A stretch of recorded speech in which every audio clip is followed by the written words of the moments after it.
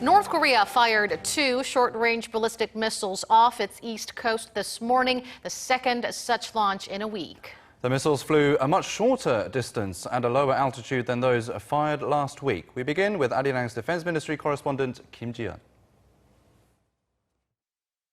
Just like last Thursday, the missiles fired on Wednesday morning were described by the South Korean military as both short-range and ballistic, and were fired in the early hours in a northeasterly direction towards the East Sea.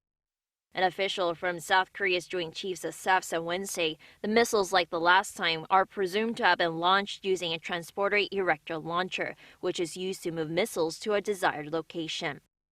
That means the missiles are not bound to a fixed site, and the North's movements are therefore harder to predict.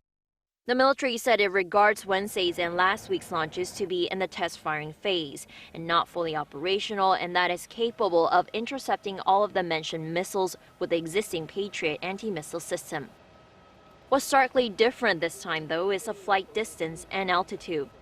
The latest launches flew a much shorter distance than last week's, flying some 250 kilometers and reaching an altitude of around 30 kilometers from near North Korea's eastern city of Wonsan, which is lower than the 50 kilometers recorded last week.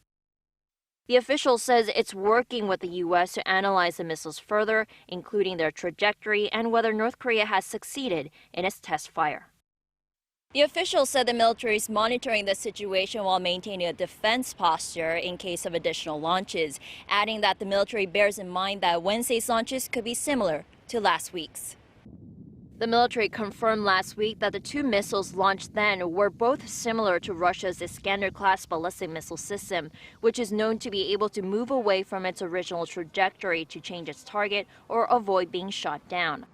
Last week, the military pointed out the so-called pull-up maneuver in the missile's final dive phase as the main reason it took a day to finalize the missile's flight distance. It had initially presumed that last Thursday's missiles traveled some 430 and 690 kilometers last Thursday, but then corrected those distances to some 600 kilometers the following day. Ji-yeon, Arirang News.